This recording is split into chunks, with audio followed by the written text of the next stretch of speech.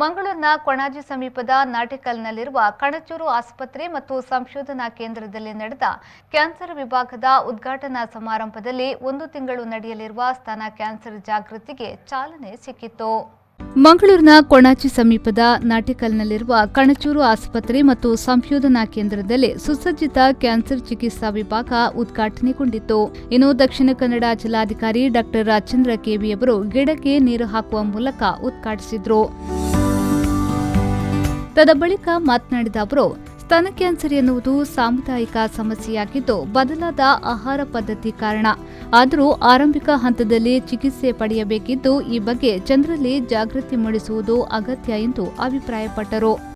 This has become a social stigma and since I don't know, maybe I think I have to update my knowledge. What I read some 10 years back, I think breast cancer had overtaken cervical cancer to become the most common this thing. But again, as the specialist said, it's the second most common. But maybe I think in urban locality it has become much more prevalent because of the lifestyle changes.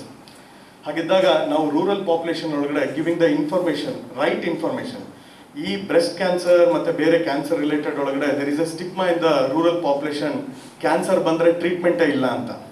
But most of the people, they don't know more than 50% of the cancers are 100% curable ಅನ್ನೋದನ್ನ ನಾವು ಅದೊಂದು confidence ಕೊಡೋದ್ರ ಜೊತೆಗೆ early symptoms, early ಸೈನ್ಸ್ಗಳನ್ನು identification ಮಾಡೋದಕ್ಕೆ ಮತ್ತು medical ನಾಲೆಡ್ಜನ್ನು ಆದಷ್ಟು convenient ಮಾಡಿ rural ಮಾಸಸ್ಗೆ ತಲುಪೋ ಹಾಗೆ.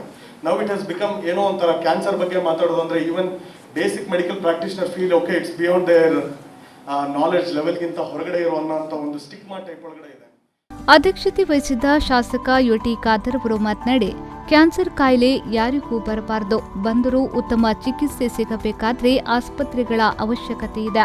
ಇಲ್ಲಿನ ಆಸ್ಪತ್ರೆಯಲ್ಲಿ ಚಿಕಿತ್ಸೆಗಾಗಿ ರಾಜ್ಯದಾದ್ಯಂತ ಜನರು ಬರುವುದರಿಂದ ಕಣಚೂರು ಆಸ್ಪತ್ರೆಯಲ್ಲಿ ಆರಂಭಗೊಂಡಿರುವ ಕ್ಯಾನ್ಸರ್ ವಿಭಾಗ ಹೆಚ್ಚಿನ ಪ್ರಯೋಜನವಾಗಲಿದೆ ಎಂದು ಹೇಳಿದರು. ಇವತ್ತು ಆನ್ಕಾಲಜಿಗೆ ಸಂಬಂಧಪಟ್ಟ ಹಾಗೆ ಮತ್ತು ನಮಗೆ ಬ್ರೆಸ್ಟ್ ಕ್ಯಾನ್ಸರ್ಗೆ ಸಂಬಂಧಪಟ್ಟ ಹಾಗೆ ನಮಗೊತ್ತು ಯಾರಿಗೂ ಕೂಡ ಈ ರೋಗ ಬರಬಾರ್ದು. ಆದರೆ ಬರುವಾಗ ಬಹುಶಃ ತಪ್ಪಿಸ್ಲಿಕ್ಕೆ ಕೂಡ ಇವತ್ತು ಸಾಧ್ಯ ಇಲ್ಲ. ಕೆಲವು ಸಂದರ್ಭದಲ್ಲಿ ಬಂದಂಥ ಸಂದರ್ಭದಲ್ಲಿ ಅತ್ಯುತ್ತಮವಾದ ಚಿಕಿತ್ಸೆ ಪಡೆದುಕೊಂಡು ಬಹುಶಃ ದೀರ್ಘಾಯುಷ್ಯ ಮತ್ತು ದೀರ್ಘಕಾಲ ಒಂದು ನೆಮ್ಮದಿಯ ಬಾಳುವಂಥ ಒಂದು ಅತ್ಯುತ್ತಮ ವ್ಯವಸ್ಥೆ ಈ ಒಂದು ಆಂಕಾಲಜಿ ಡಿಪಾರ್ಟ್ಮೆಂಟ್ ಖಂಡಿತವಾಗಿಯೂ ಆಗ್ತದೆ. ಇವತ್ತು ನಾವು ಬ್ರೆಸ್ಟ್ ಕ್ಯಾನ್ಸರ್ ಅವೇರ್ನೆಸ್ ಒಂದು ತಿಂಗಳ ಕಾರ್ಯಕ್ರಮ ಯಾಕೆ ಅಂತ ಹೇಳಿದರೆ ಎಲ್ಲ ರೋಗಗಳು ಕೂಡ ಅವೇರ್ನೆಸ್ಸಿಂದ ದೂರ ಮಾಡಲಿಕ್ಕೆ ಎಲ್ಲ ಕೂಡ ಸಾಧ್ಯ. ಎಲ್ಲ ರೋಗ ಹೇಗೆ ಆಟೋಮೆಟಿಕ್ ಆಗಿ ಯಾರಿಗೂ ಕೂಡ ರೋಗ ಬರೋದಿಲ್ಲ.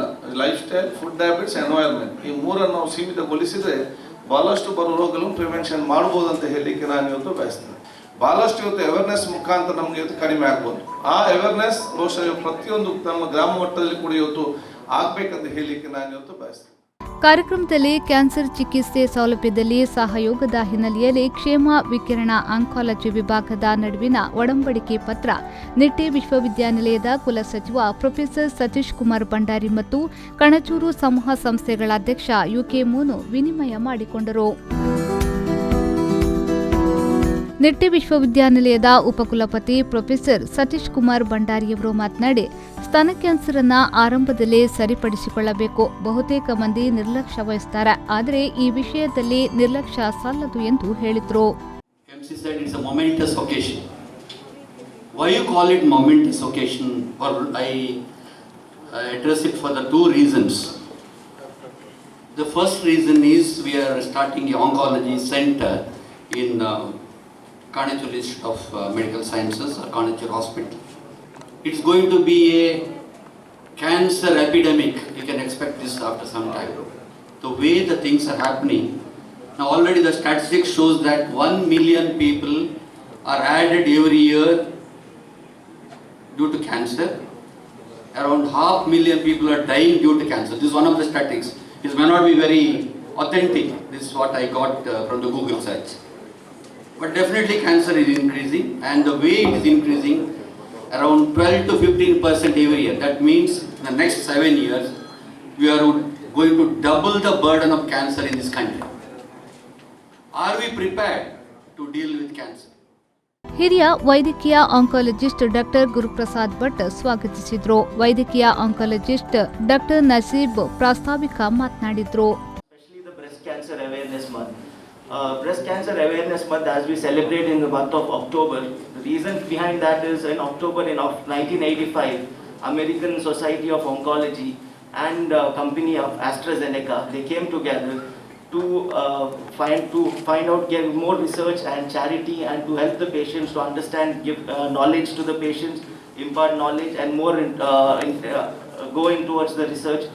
So that was the whole idea of forming a Cancer Awareness Month. Breast cancer, as we know, it's the second most commonest cause of cancer and the second most common cause of death across the world. In India especially, we see the patients at stage 4 most of the time, which is sad. But in the Western countries, the 20 to 30% of the patients are diagnosed with breast cancer. ಈ ವೇಳೆ ಜಿಲ್ಲಾ ಆರೋಗ್ಯ ಮತ್ತು ಕುಟುಂಬ ಕಲ್ಯಾಣಾಧಿಕಾರಿ doctor Kishore Kumar, Ayushman Bharat ಜಿಲ್ಲಾ nodal ಅಧಿಕಾರಿ doctor Ratnakar, ಕ್ಷೇಮ ರೇಡಿಯೇಷನ್ ಆಂಕೋಲಜಿ ವಿಭಾಗದ ಮುಖ್ಯಸ್ಥ ಡಾಕ್ಟರ್ ಜಯರಾಮ್ ಶೆಟ್ಟಿ, ನಿರ್ದೇಶಕ ಅಬ್ದುಲ್ ರೆಹಮಾನ್, ವೈದ್ಯಕೀಯ ಅಧೀಕ್ಷಕ doctor Devdas Shetty, doctor HS Virupaksha, KMC ಆಸ್ಪತ್ರೆಯ ಪ್ರಾಧ್ಯಾಪಕ ಡಾಕ್ಟರ್ ಇಸ್ಮಾಯಿಲ್, ಕಣಚೂರು ಆಸ್ಪತ್ರೆಯ ಡಾಕ್ಟರ್ ರೋಹನ್, ಸಾರ್ವಜನಿಕ ಸಂಪರ್ಕಾಧಿಕಾರಿಗಳಾದ ರಶೀದ್, ನವಾಜ್ ಮೊದಲಾದವರು ಉಪಸ್ಥಿತರಿದ್ದರು.